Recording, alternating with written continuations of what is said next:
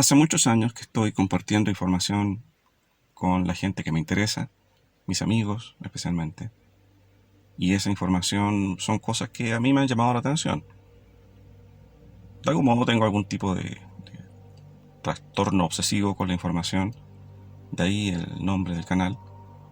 Y de toda esa información recopilada durante años, que mucha de esa por supuesto no sirve para nada, me he ido formando ideas y también he ido aprendiendo. Pero no solo eso, sino que las cosas que me parecían relevantes, de algún modo las preprocesaba y trataba de darles una forma y se las comunicaba a mis amigos, que entendía que quizás no sabían de los temas que podían interesarles.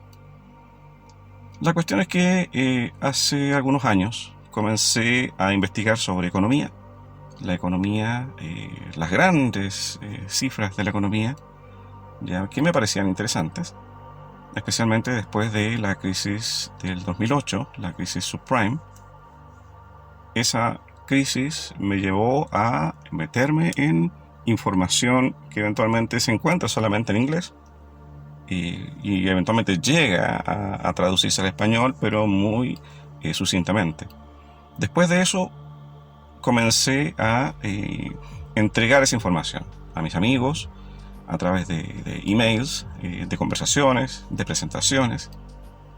Y bueno, de algún modo, si bien es información interesante, y yo trataba de hacerla de algún modo interesante para ellos, no tenía realmente mayor relevancia en ese momento. Hoy, después de años de haber dejado de compartir información de ese tipo, vuelvo, esta vez con un canal, específicamente para hablar de esos temas que de algún modo son importantes, pero no llegan a oídos de la gente simplemente porque hay que hacer una bajada desde muy lejos, desde datos muy específicos y quizás incluso desde información que no está totalmente bien entregada por las razones que sean. Quizás hasta a veces por la incapacidad de los comunicadores de darle la perspectiva correcta. Entonces, bueno, toda esa información que eventualmente no era relevante hace algunos años, hoy día pienso que sí la es. En este momento pienso que se puede llegar más allá de las teorías, pienso que ya se pueden sacar conclusiones. Y esas conclusiones, para mí al menos, están basadas en años de análisis. No siendo experto, y por supuesto no estando metido en el mundo de las finanzas, pero con una visión curiosa. Y esa visión me permite definir algunas cosas hoy día. Primero que nada, el mundo está en problemas. Y esos problemas nos van a afectar a todos, lo entendamos o no. Por eso pienso que es importante lo que les voy a explicar a continuación. Cómo el mundo se puede ir al trasto dentro de los próximos años y qué eventualmente podemos hacer para protegernos. Bienvenidos a mi canal.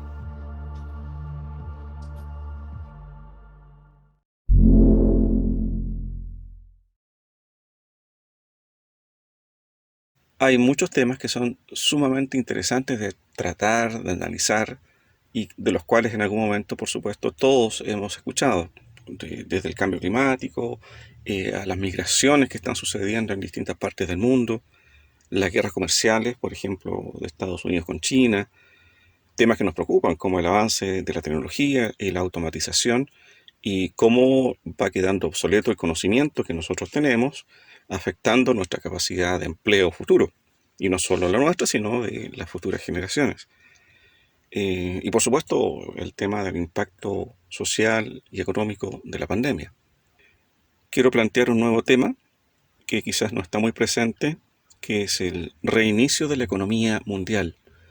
Es un tema que surgió, o más bien fue anunciado en junio pasado, por el Foro Económico Internacional, que es un grupo europeo basado en Suiza, que reúne a los mayores poderes económicos. Y lo interesante es que tiene el auspicio de la ONU. ellos anuncian el gran reset, el gran reinicio de la economía, ya que es sin duda un tema digno de analizar si vemos los actores que están involucrados. Bueno, lo que vamos a ver hoy día tiene que ver algo con eso, y es una presentación que he hecho hace mucho tiempo y que tiene que ver con la economía, las finanzas del futuro. Así que echémonos un vistazo. Lo primero que nos damos cuenta es que este mundo está lleno de información, lleno de señales, de opiniones, y que de algún modo nos restringen la posibilidad de tomar opinión. Por supuesto, hay que informarse bien, hay que usar la mayor cantidad de canales de información posible, y simplemente para que nuestras vidas puedan tomar un rumbo en base a las decisiones que tomamos y no solamente porque las cosas sucedan. ¿Qué necesitamos? Entender que los medios masivos, ya sea la televisión, la radio, los periódicos, cualquier impreso o incluso estos medios por internet, pueden ser cegados, que pueden brindarnos solo una parte de la información o de las opiniones, y pueden tratar de mover nuestra opinión hacia algún lado debido a sus propios intereses, lo cual nosotros tenemos que combatir como personas, informándonos más. De hecho, esta presentación espero que sea parte de esa información que pueda ser sopesada por ustedes y les sirva, por supuesto, a su discreción. El primer concepto que vamos a ver es el de keynesianismo, que tiene que ver con finanzas. El autor de este concepto es John Maynard Keynes, considerado el padre de la macroeconomía moderna, y quienes lo siguen hasta hoy son temerosos de la deflación, que son estas correcciones.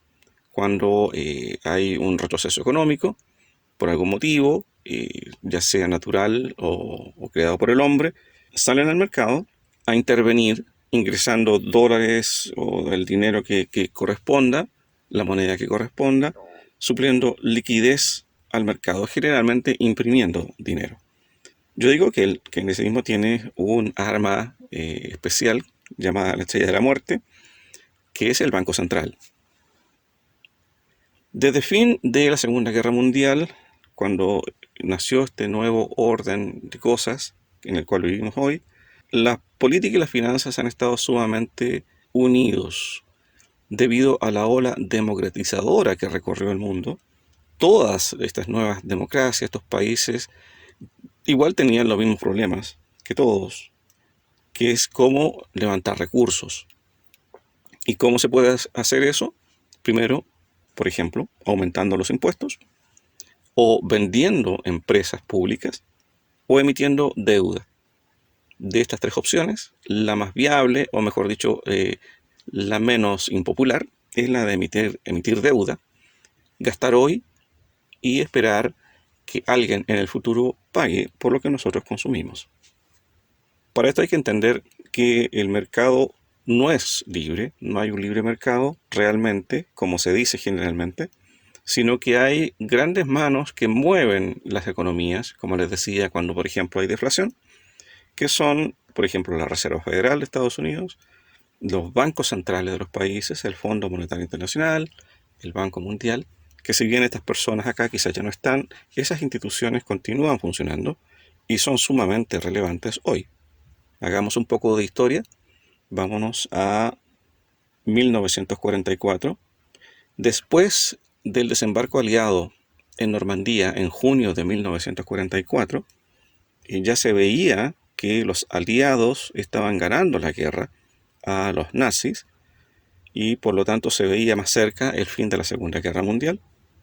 Hacia finales de ese año, en Bretton Woods, New Hampshire, en Estados Unidos, los representantes de las economías de todos los países se reunieron para tratar de forjar el mundo de posguerra, ya para la reconstrucción después de la guerra. Del acuerdo de Bretton Woods surgió el dólar norteamericano como la moneda de reserva. Desde ese día todas las monedas se apegaron al dólar norteamericano gracias a que Estados Unidos en ese momento era la potencia industrial dominante y el dólar norteamericano estaba respaldado por oro. Estados Unidos a la vez tenía las mayores reservas de oro. Nos pegamos un salto hasta 1971, cuando el presidente Nixon termina con el acuerdo de Bretton Woods al desapegar al dólar del oro. ¿Por qué lo hizo? Bueno, con el paso de los años, el comercio fue creciendo y en algún momento los demás países fueron vendiéndole más productos a Estados Unidos y el oro, en vez de permanecer, comenzó a viajar al extranjero y de vuelta a Estados Unidos recibía dólares, lo que no era conveniente. Por lo tanto, desde agosto de 1971, de un plumazo, Richard Nixon desapegó el dólar norteamericano del oro, terminó con el patrón oro y desde ese día las monedas son fiduciarias o fiat, nada que ver con la marca de autos. Eso significa que todas las monedas del mundo, incluido el dólar, están respaldados solamente por la confianza en los países. Hoy día el dinero es una promesa de pago. Nos pegamos otro salto hasta septiembre de 2008, cuando ocurre la mayor quiebra hasta ese momento, la del banco de inversión Lehman Brothers. Esto durante la llamada crisis subprime. ¿Qué pasó en estos momentos? Bueno, en Estados Unidos se fueron dando más créditos hipotecarios a más personas, incluso muchas de ellas sin capacidad de pago. Por supuesto, en algún momento ellas dejaron de pagar en masa, en miles y cientos de miles. Por lo tanto, los bancos fueron retomando esas casas, esas propiedades, y en algún momento se dieron cuenta de que tenían muchas propiedades, pero no tenían liquidez. Ese es el momento que yo pienso, o digamos que mi análisis me lleva a pensar, que es el fin del modelo keynesiano. En septiembre de 2008, los países, todos apegados al dólar, iniciaron una crisis deflacionaria a la cual reaccionaron. Y reaccionaron como reaccionan los bancos centrales, imprimiendo dinero. ¿Qué hicieron? Bueno, obviamente la opción más fácil era llenar el mercado de dinero con los llamados alivios cuantitativos. Eso es grandes paquetes de dinero que se inyectaban a los mercados para que siempre hubiese liquidez. Eso ocurrió en Estados Unidos, pero también en el resto del mundo. Ahora, para que se entienda esto mejor, les voy a dar un ejemplo. Supongamos por un momento que la economía norteamericana y el dólar es un avión. Desde Bretton Woods en 1944, recuerden, se definió que todas las monedas iban a estar apegadas al patrón dólar, el dólar como moneda de reserva. Por lo tanto, esta flota aérea de monedas iban a seguir al dólar a donde fuera que éste fuese. Y eso sucedió durante muchos años hasta que en 1971 Richard Nixon hizo un cambio, desapegó el dólar del oro y para el ejemplo vamos a suponer que cambiamos de combustible y ahora ya no vamos a volar con combustible de aviación, sino que con paneles solares. Por los beneficios que esto pueda tener, por supuesto, que energía gratis, dura para siempre. La cuestión es que en 1971 las reglas cambiaron, pero si las reglas cambian, las condiciones también. Eso significa que nuestra flota aérea debía mantenerse siempre iluminada por el sol, porque esa era la condición sine qua non, y en el caso, digamos, de la economía, siempre tenía que haber liquidez. Pero algo pasó, y de hecho pasó lo que no tenía que pasar. Nuestra flota de aviones económicos, de monedas, fue alcanzado por la noche. Y todo el modelo de sustentabilidad de estas monedas se acabó. Eso sucedió en el año 2008 con la crisis subprime. En ese momento, el modelo keynesiano, como les comentaba, según mi análisis, se acabó. Pero ustedes me van a decir, bueno, hace casi 12 años de eso, ¿cómo es posible que las economías siguen funcionando? Mi visión es que efectivamente, después de 2008, las economías siguieron funcionando, las monedas siguen funcionando, el dólar sigue siendo la moneda de reserva. Sin embargo, estaríamos en un proceso de descenso planificado, cual planeador o vuelo a vela. Ustedes, algunos sabrán que los planeadores pueden mantenerse mucho tiempo en el aire y de hecho los buenos pilotos pueden mantenerse durante muchas horas aprovechando las corrientes ascendentes, pero inevitablemente en cada pasada vamos a estar un poco más abajo, hasta el momento en que ya haya que aterrizar porque no hay opción. Entonces ustedes me dirán, ok, pero la economía sigue funcionando, aunque estamos, digamos, planeando. Efectivamente, sin embargo, hubo un aviso de que ya las cosas no están tan bien en la economía. Y eso habría sucedido cuando alguien en esta flota de aviones, estamos hablando de los bancos centrales, de los grandes bancos del mundo, vio hacia afuera y en vez de ver mucho cielo, se encontró con las copas de los árboles. Y eso es algo que eventualmente poca gente sabe. Y se los voy a mostrar en la única gráfica que les voy a mostrar en esta presentación. Ahora les voy a mostrar una gráfica del Banco de la Reserva Federal de San Luis, el Departamento de Investigación Económica, que muestra acuerdos de recompra promedio semanal. ¿Qué son estos? Estos son acuerdos que tienen los bancos de Estados Unidos, entre ellos los grandes bancos, que se prestan dinero. Tal cual un banco le presta dinero a una persona, también los grandes bancos centrales y los bancos más grandes del mundo se prestan dinero entre ellos en acuerdos que pueden durar un par de semanas o un par de meses, simplemente para mantener liquidez.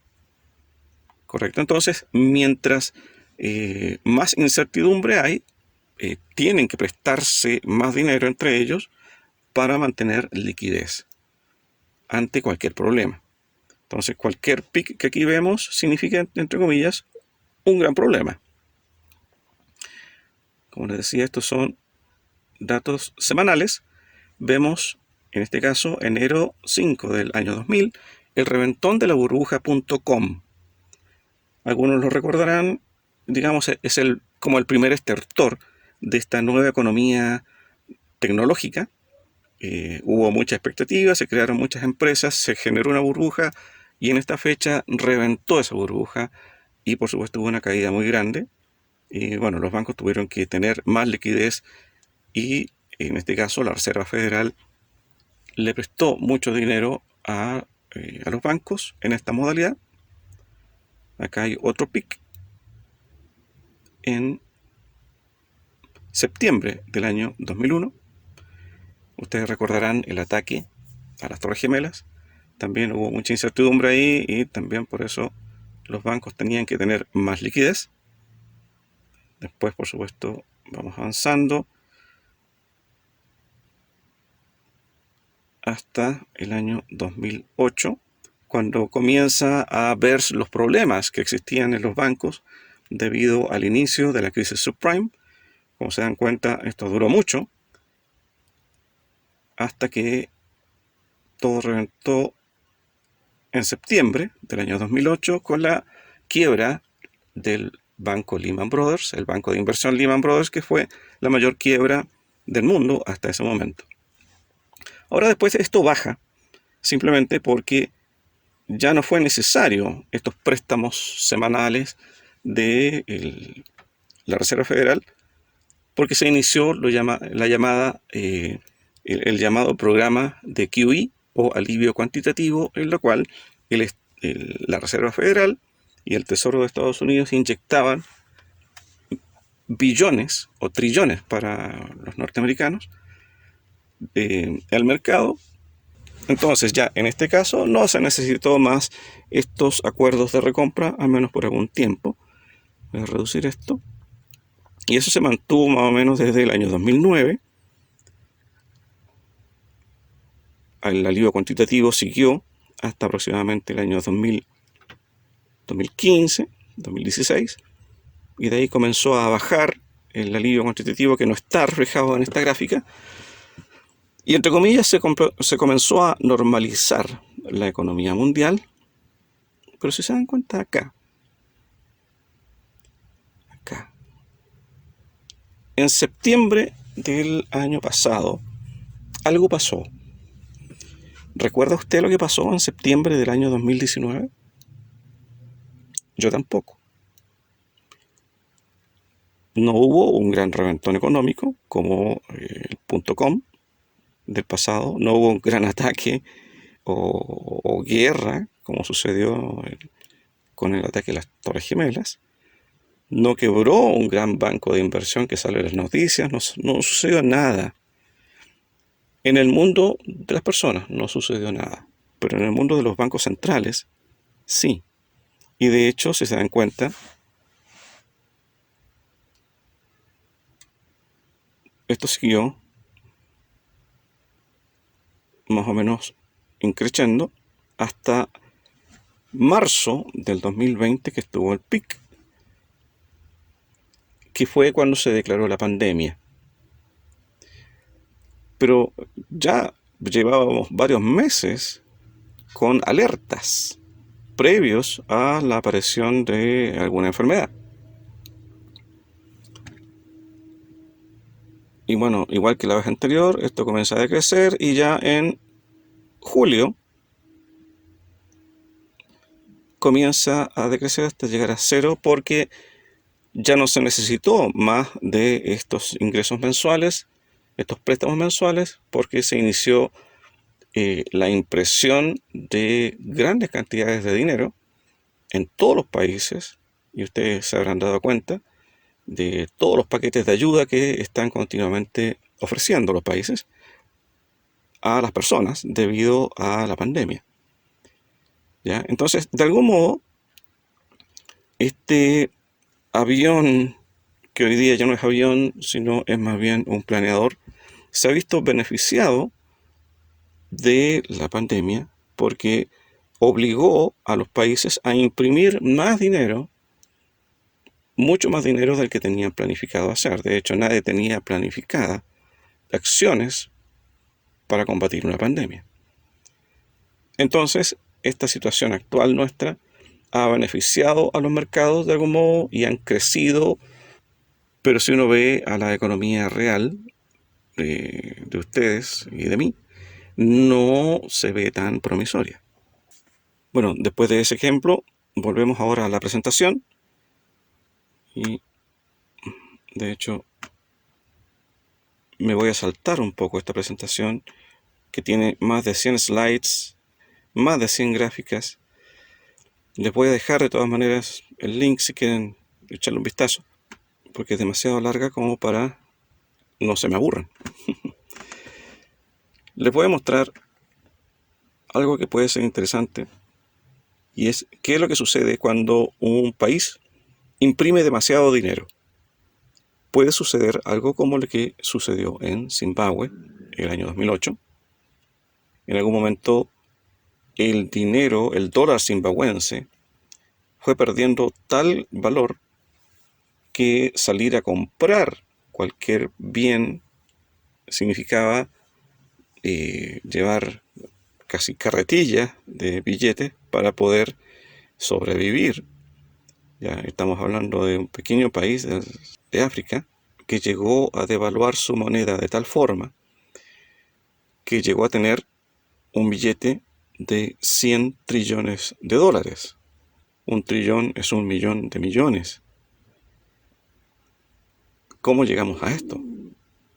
Eso es lo que sucede cuando un país devalúa su moneda, y la forma de hacerlo es imprimiendo. Vamos a avanzar un poco más en lo que son los escenarios. Obviamente la presentación es del 2014, pero sigue siendo válida. Los escenarios para el futuro. El dólar norteamericano vuelve al patrón oro. De hecho, Richard Nixon en 1971 dijo que el desapego del dólar al oro era transitorio. Obviamente seguimos esperando a que eso suceda. Otro escenario el yuan chino toma el rol de moneda de reserva. Ya, hay muchos rumores acerca de que la economía más grande del mundo en pocos años va a ser China. Por lo tanto, tendría sentido, hasta cierto grado, de que el yuan comenzara a ser la moneda de reserva. La confección de una canasta de reservas que fuera mixta, o sea, que el dinero estuviese respaldado por muchas monedas, por commodities, entre ellos el oro, la plata, el cobre, y eventualmente incluso el dinero o la moneda que genera el Fondo Monetario Internacional, que es el SDF, y que entre todas esta canasta le dieran solidez al dinero. El surgimiento de una nueva moneda inventada. Cuando hice esta presentación, realmente no entendía bien lo que entiendo hoy día sobre criptomonedas.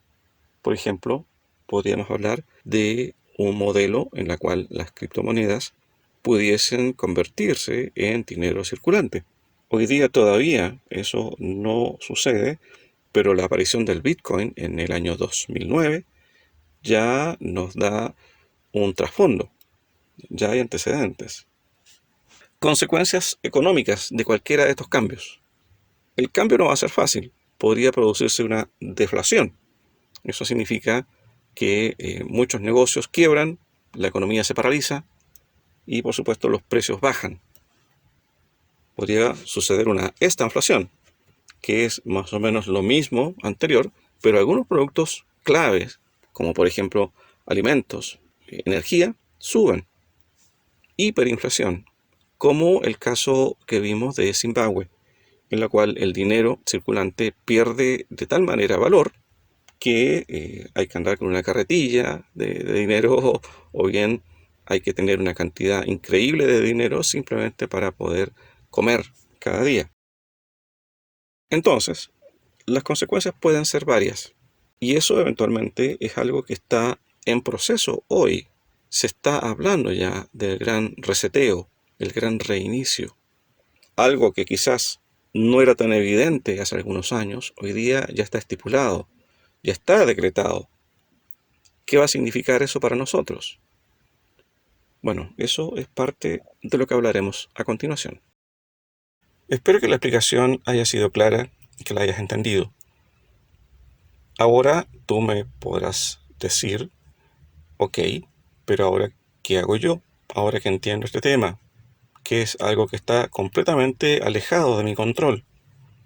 Y yo te puedo decir, depende de lo que puedes hacer, de dónde te encuentras hoy, de cuál es tu situación, de cuáles eventualmente son los recursos de que dispones y también de qué estás dispuesto a hacer. Para esto me voy a apoyar en el modelo del cuadrante del flujo del dinero de Robert Kiyosaki, con algunas modificaciones, que nos va a ayudar a entender dónde nos encontramos en torno al entendimiento del dinero. Una vez que hagamos este ejercicio, tú vas a poder determinar dónde te encuentras en este cuadrante y eventualmente qué puedes hacer para tratar de proteger tus activos, tus recursos de la mejor manera ante este nuevo reinicio de la economía que podría venir en los próximos años. Ahora vamos a utilizar una de las mejores herramientas que ha creado Microsoft. El mejor pulso posible. Vamos a crear un cuadrante, que muchos de ustedes quizá lo conozcan, es el cuadrante del flujo del dinero de Robert Kiyosaki, en el cual cada cuadrante significa una mentalidad, un mindset de las personas. Y este mindset tiene que ver, por supuesto, con cómo enfrentan los negocios y eventualmente qué es lo que saben acerca del dinero y qué saben hacer con el dinero. El primer cuadrante es el empleado. El empleado es quizás la parte del cuadrante que está más llena. Quizás el 80 o el 90% de la población mundial en algún momento ha sido empleado. El empleado tiene mayormente necesidades de seguridad, o sea, tener un sueldo fijo, tener seguros y tener un horario definido que obviamente es el intercambio que hace el empleado con el empleador. Intercambia tiempo por dinero. El segundo cuadrante es el autoempleado, como por ejemplo un abogado, un doctor o un emprendedor, y de quien es su propio jefe. Ojo que a veces ser autoempleado, mejor dicho, no a veces, sino siempre, ser autoempleado es más exigente que ser un empleado y con menores beneficios. El tercer cuadrante es el dueño de empresas. Estamos hablando ya de empresas que tienen cierto tamaño, cierta automatización, tienen procesos definidos y por lo tanto tienen una lógica de volumen mucho mayor que el emprendimiento. Esto estamos hablando de empresas sobre 100, 200, 300 personas y que tienen quizás un alcance mucho más grande o internacional. El cuarto cuadrante es el inversionista. El inversionista en realidad es quien tiene más libertad en este cuadrante, porque él puede definir en qué invierte dinero y el que trabaja en este caso es su capital y su capital le entrega retornos. Por lo tanto, el inversionista puede darse el lujo de tener vacaciones durante mucho tiempo o bien dejar a gente a cargo de sus capitales o sus inversiones. Por lo tanto, también le permite amasar mejores fortunas, hacer mejores contactos en un circuito positivo de crecimiento. Ahora voy a definirles 3 cuadrantes más que no fueron definidos por Kiyosaki. Primero que nada, el artista, quien está entre quizás 2 cuadrantes, entre el autoempleado, ya que es su único jefe, y el inversionista, porque está poniendo todo su capital en su creatividad. El segundo adicional al modelo Kiyosaki es el trader. Y el trader es el vendedor puro, aquel que encuentra oportunidades y se las ingenia para generar un margen, comprando más barato y vendiendo más caro. Y el último perfil, el séptimo perfil adicional al modelo Kiyosaki, es el broker. El broker tiene una visión más espacial, no es ni dueño de la solución ni tiene la necesidad. Eventualmente no es tan vendedor porque puede ser broker incluso de personas, ayudar a personas, es hacer brokerage, juntar a alguien que necesita trabajo con una persona que ofrece trabajo, es ser un broker y no necesariamente va a cobrar. Entonces, esa visión desde el centro le permite ver un espectro mucho más amplio de lo que es el mercado. ¿Ya? Entonces, si vemos y nos damos cuenta, el empleado necesita seguridad. El autoempleado se siente más independiente y renuncia un poco a la seguridad para poder desarrollar su trabajo. El dueño de empresas tiene un sistema y un sistema de sistemas. Por lo tanto, puede delegar en otras personas con mayores capacidades parte del trabajo dentro de una empresa, lo que se llamarían las gerencias. El inversionista, el personaje más libre, pone a trabajar su dinero. Esta persona tiene la visión de que quien debe trabajar aquí es el capital y él dedicarse a lo que realmente le interesa, que eventualmente es generar relaciones o viajar o conocer el mundo o crecer personalmente, da lo mismo, el inversionista tiene esa capacidad. Y estos tres perfiles adicionales del cuadrante, el artista, el trader y el broker, están compartiendo cuadrantes, pero al mismo tiempo son únicos y tienen eventualmente una visión distinta del mundo. ¿Ya? Algunos más independientes, como el artista, más abocados al negocio, como el trader, y más conciliador, como el broker. Ustedes y yo, todos estamos dentro de alguno de estos perfiles. Ahora va a depender cómo ves el mundo, cómo enfrentas la economía y qué soluciones incluso puedes tener a tu disposición, dependiendo de qué parte del cuadrante es la que ocupas. Espero que este ejercicio de mindset te haya servido, que lo hayas entendido. Ahora quizás sería interesante para ti ubicarte en alguno de estos mindsets y, si es de tu interés, ver hacia cuál te gustaría transitar, supongamos de empleado a inversionista. Y en ese caso, por supuesto, hay mucho que aprender. En el caso de que quieras saber más, te recomiendo que leas el libro El cuadrante del flujo del dinero de Robert Kiyosaki. Ahora vamos a ver otro ejercicio, un poco más rápido, pero sumamente importante. La definición de las clases de activos o dónde eventualmente podrías invertir tu dinero en el futuro. Muy bien, en este ejercicio vamos a revisar las clases de activos que existen.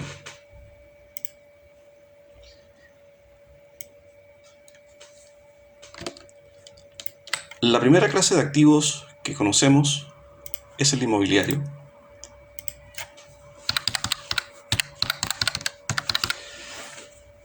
Todos crecimos en una casa, todos entendemos lo que es una casa, una propiedad, un departamento, un terreno. Para tener un activo, obviamente, tienes que tener al menos uno donde vivir y otro que te rente. Si tú tienes solamente una propiedad, lo que eventualmente tienes es un pasivo, no un activo, ya que tienes que pagar todos los gastos.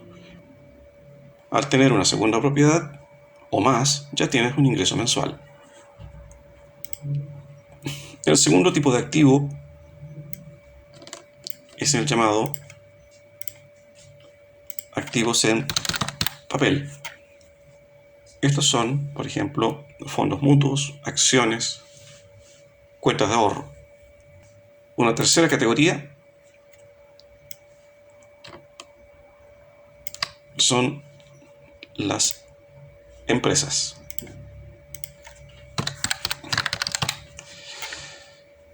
Si tú eventualmente eres emprendedor o ya tienes un negocio funcionando hace algún tiempo, entiendes que hay una inversión y por supuesto hay un retorno a esa inversión. Por lo tanto, la empresa, si se mantiene en el tiempo, crece, no solamente te da redituos, sino que te da el beneficio adicional de otorgar empleos, lo que es para el empresario también un valor agregado de aportar a la sociedad.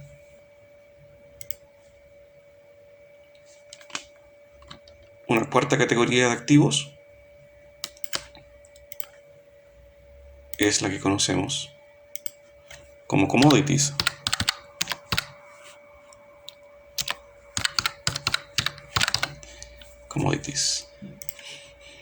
Estos son, por ejemplo, productos como oro, plata, cobre o trigo o arroz, que son transados a nivel global y su precio se setea a nivel global. No es tan fácil guardarlos, pero si son de alto valor, por ejemplo oro y plata, podrías, por ejemplo, tener ahorros en estos metales preciosos. Voy a agregar otra categoría que es reciente y que tiene que ver con tecnología. Estamos hablando de Bitcoin o también llamadas las criptomonedas. Esta es una categoría bastante nueva. Bitcoin tiene más de 11 años en el mercado y sin embargo, grandes instituciones están apostando cada vez más por esta tecnología. Te recomiendo que ingreses a este mundo, que investigues, que aprendas e incluso si tienes la capacidad de arriesgar algunos pocos pesos o dólares transando estas criptomonedas para que entiendas cómo funcionan. La posibilidad es que pierdas ese dinero, verlo como un ejercicio. Las criptomonedas eventualmente van a ser parte importante del futuro modelo económico del mundo. Por lo tanto, mientras antes lo entiendas, mayor va a ser la posibilidad de que puedas aprovechar esa oportunidad. Si tienes la posibilidad, asesórate. En el mundo inmobiliario hay muchos expertos, hay mucha oferta también y por lo tanto las oportunidades están allá afuera y eventualmente alguna de esas oportunidades puede ser tu futura inversión. Los activos en papel son mucho más complejos, hay que saber quizás un poco más de fondos mutuos, de rentabilidades o de acciones y cómo se transan en bolsa, pero tampoco hay que restarse a esta información porque los activos en papel últimamente han estado subiendo mucho. Ya, sin duda pueden haber variaciones, pero son un mundo muy interesante de explorar. Las empresas, quizás tú ya eres emprendedor o eres empresario con años de trayectoria, si puedes iniciar una empresa que tenga que ver con lo que tú sabes hacer, es altamente recomendable que explores ese mundo, que veas la posibilidad de iniciar un negocio. Los commodities son eventualmente más complejos de transar, no son tan líquidos, no es tan fácil vender una tonelada de trigo, pero sí pueden servir para ahorrar, por ejemplo, cuando hablamos de metales preciosos como oro y plata, tener algo como ahorro puede ser interesante también, entendiendo que estos están a la alza hoy día. Y esta última categoría, la más reciente, la de las criptomonedas, como les comentaba, es sumamente importante ingresar a este mundo, que aprendan, que sepan cómo funcionan y mientras antes lo hagan, van a poder aprovechar estas oportunidades. El mundo va hacia lo digital, el dinero también. Este video salió más largo de lo esperado, pero era necesario unir todos estos conceptos, desde el gran reinicio y lo que puede significar en el futuro para la economía del mundo, hasta lo que es el cuadrante del flujo del dinero y los perfiles de inversión que tiene cada persona. Y además, la definición de los activos. Si entendemos cada una de estas partes en conjunto, es muy probable que encontremos soluciones a los problemas que se nos vengan encima. A tu salud y éxito.